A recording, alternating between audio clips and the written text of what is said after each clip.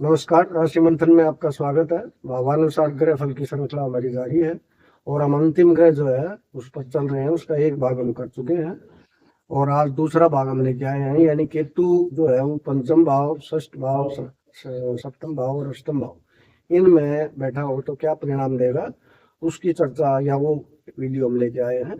तो उससे पहले वैसे विस्तार से हम केतु के कारक तत्व जो है उन पर चर्चा कर चुके हैं, लेकिन थोड़ा सा जो है वो उसको और दोहराते हैं हम कि भाई केतु जो है मोटे तौर पर उसके जो कारक तत्व है वो अष्टम भाव और द्वादश भाव उनसे संबंधित है। यानी वो नकारात्मक होता है तो अष्टम भाव के ज्यादा जो कारक तत्व है वो उसमें आ जाते हैं, छोड़ के गुण विद्याओं को। और अगर वो पॉजिटिव होता है, सकारात्मक होता है, तो 12वें भाव में वैराग्य और मोक्ष जो है वो भी उसके ही कारक तत्व है।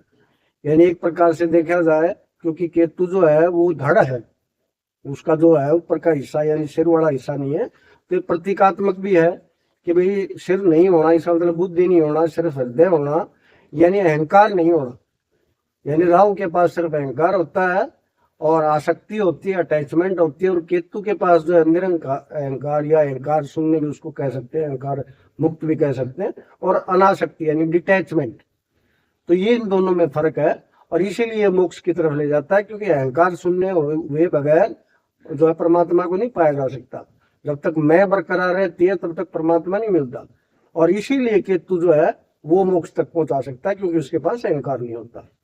तो अब हम जो है हमारे भाव शुरू करते हैं कि जो पंचम भाव है उसमें यदि केतु बैठा हो तो क्या परिणाम देगा। तो पंचम भाव हमारा जो है शिक्षा का है, संतान का है और स्वास्थ्य का भी है, जिसमें खासकर पेट आता है। उसके अतिरिक्त जो है ये मंत्र जो है, जो उच्चारण वगैरह होता है या मंत्र होते हैं उनका भी है, मनोरंजन का भी है, और जो स्पेकुलेशन या सट्टा वगैरह जो है इनका भी है, और ये क्रिएटिविटी या रचनात्मकता जिसको कहते हैं उसका भी भाव है। लेकिन ये हमारी काल पुरुष कुंडली में सूर्य जो है इसका स्वामी है और गुरु जो है इसका कारक होता है। तो जहां तक सूर्य का सवाल है तो वो इसका शत्रु होता है, और जहां तक गुरु का सवाल होता है वो इसके साथ जो सम होता है उसके साथ इसकी शत्रुता नहीं होती। तो मोटे तौर पर ये मिश्रित परिणाम यहाँ पर देता है। और साथ में जैसे बुध के साथ मैंने बताया था वैसा ही केतु के साथ है कि सबसे ज्यादा प्रभाव पड़ेगा कि इसके साथ कौन ग्रह है, इसके ऊपर दृष्टि किसकी है, और फिर ये किसकी राशि में बैठा है। वो चीजें हैं सबसे ज्यादा प्रभाव डालती हैं, क्योंकि इसकी खुद की बुद्धि तो है ही नहीं। वो जो एक प्रकार से वो तो धड़ है, वो तो कार्य करेगा दूसरे के अनुसार। तो यहाँ पर क्योंकि ये सूर्य का जो है शत्रु है, तो आमतौर पर ये देखा गया है कि भी अगर कोई अच्छी दृष्टि नहीं है, अच्छे ग्रह का साथ नहीं है, तो यहाँ ये मोटे तौर पर तो अच्छे परिणाम ये नहीं देता है। यानी जहाँ तक शिक्षा का सवाल है तो उसमें जो इसकी रुचि है वो आम भौतिक विषयों की बजाय अध्यात्म में या धार्मिक विषयों में ज्यादा होती है। यानी जहाँ तक जो है रोजगार वगैरह का जो आजकल सवाल है तो उस विषय में इसकी रुचि नहीं होती, भौतिकवादी ये होता ही नहीं है। तो यहाँ भी एक प्रकार से भौतिकवादी सफलता है, उसमें ये असफल हो जाता है। उसके बाद जो है संतान है, तो संतान में भी ये दिक्कतें देखी गई है कि या तो होती है नहीं, होती है तो लेट होती है यानी देरी से होती है, और होने के बाद भी उनके साथ ज्यादा लगाव नहीं होता, क्योंकि ये अनासक्ति का ग्रह है। तो उनके साथ या तो मनमुटाव होता है या गलतफहमियां होती हैं या उनके साथ कोई लगाव ही नहीं होता।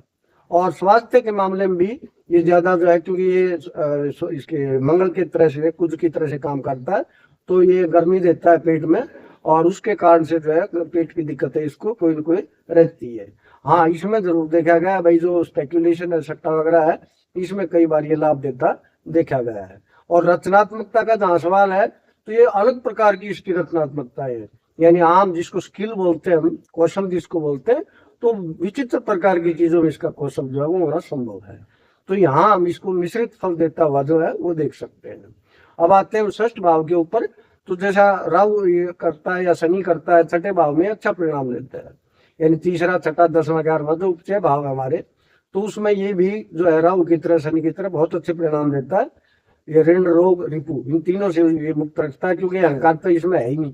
तो अहंकार नहीं है तो शत्रु का तो सवाल ही पैदा नहीं होता। और अगर वो थोड़ा सा भक्ति भाव उसके अंदर है, धार्मिक या आध्यात्मिक है वो, तो ये माना गया है कि न उसके ऊपर कर्जे होते हैं और न उसको जो है रोग होते हैं। तो आमतौर पर काफी अच्छे परिणाम देता है। जहाँ तक नौकरी का सवाल है, व्यवसाय का सवाल है, वो भी काफी अच्छे हैं, क्योंकि यहाँ ये बैठे हैं तो 12वें घर में राहु बैठा है। तो आमतौर पर ये विदेश में भी जाने की इसकी गुंजाइश रहती है, क्योंकि 12वें भाव का जो राहु है वो विदेश में रह जाता है और वहां जो है ये सफलता दिलाता है। तो केतु को जो है काफी अच्छा छठे भाव में माना गया है राहु की तरह से। अब आते हैं हम सप्तम भाव पर। तो सप्तम भाव जो है हमारा, वो हमारे जीवन साथी का भाव है, और जो हमारे व्यवसाय से उसके जो पार्टनर होते हैं, साझेदार होते हैं, उनका भाव है, पब्लिक डीलिंग का भाव है। तो यहाँ जो है केतु को ज्यादा अच्छे परिणाम देते नहीं देखा गया है। यानी केतु यहाँ बैठता है तो या तो शादी में रुचि नहीं होती, शादी या देरी से होती है, या इंटरकास्ट या इंटर रिलीजन मैरिज होती है। उसके बावजूद भी, क्योंकि यहाँ पर केतु शक्की बढ़ाता है व्यक्ति को, तो या तो वो दोनों के दोनों जीवन साथी जो है वो, यानी वो खुद भी और उसका जीवन साथी भी, या तो आध्यात्मिक हो, धार्मिक हो, तो बहुत अच्छी निभ जाती है। वरना अगर उनमें से उनके दोनों के विचार अगर नहीं मिलते हैं इस मामले में, एक आस्तिक है एक नास्तिक है, तो फिर उनकी जो है गाड़ी ठीक चलती नहीं है, और वो एक दूसरे पर शक करते रहते, गलतफहमी के शिकार रहते हैं। और यही हालत जो है व्यवसायिक साझेदारों के साथ होती है, यानी उनके साथ भी पटरी जो है मेल नहीं खाती, और व्यवसाय के मामले में ज्यादा अच्छे परिणाम ये नहीं देता है। लेकिन यहाँ पर एक चीज जरूर देखी गई है कि पब्लिक डीलिंग में, क्योंकि ये दिल से जुड़ने वाला व्यक्ति होता है, तो पब्लिक डीलिंग में ये थोड़ा बहुत सफल हो सकता है, खासकर जो है राजनीति में आ जाता है तो लोगों के दिल से जुड़ता है, और वहां ये थोड़ी बहुत कामयाबी जरूर हासिल कर सकता है। अब आते हैं हम अष्टम भाव के ऊपर। तो अष्टम भाव हमारा जो है जीवन मृत्यु दोनों का भाव है, और गूढ़ विद्याएं हमारी उनका भाव है, और जो बिना कमाया हुआ जो धन है हमारा उसका है, विरासत का भाव है, और सट्टा वगैरह इनका भी भाव है। तो ये जो भाव है इसमें जो, क्योंकि इस भाव का तो स्वामी ही है, कालपुरुष कुंडली में इसको स्वामी वृश्चिक राशि का माना गया है, तो मंगल और केतु जो है वो इस राशि के स्वामी है। तो यहाँ आमतौर पर देखा गया कि बहुत ज्यादा बुरा प्रभाव ना हो, तो यहाँ ये अच्छे परिणाम देता है, यानी अच्छी नौकरी देता है, पदोन्नति देता रहता है, और पराक्रम जो है इसके अंदर काफी होता है, और सामने जो दूसरा घर उस पर दृष्टि डालता है तो काफी अचानक पैसा भी दे देता है।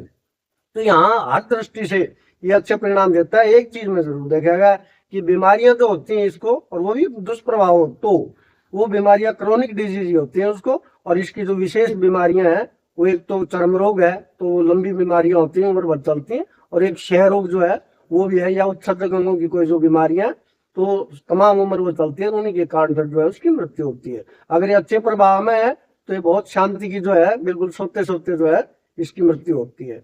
और गूढ़ विद्याओं का खासकर ज्योतिष के लिए बहुत ही अच्छा ग्रह इसको जो है वो माना गया है। तांत्रिक विद्याओं में अगर रुचि है तो उसमें भी काफी अच्छा इसको माना गया है, यानी अध्यात्म, धार्मिक, तांत्रिक, इन सब में अगर अच्छा प्रभाव है तो बहुत अच्छी सफलता ये देता है। तो आज हमारा 5वां, 6वां, 7वां, 8वां भाव, और अगले बार हम ले जाएंगे 9वां, 10वां, 11वां, 12वां।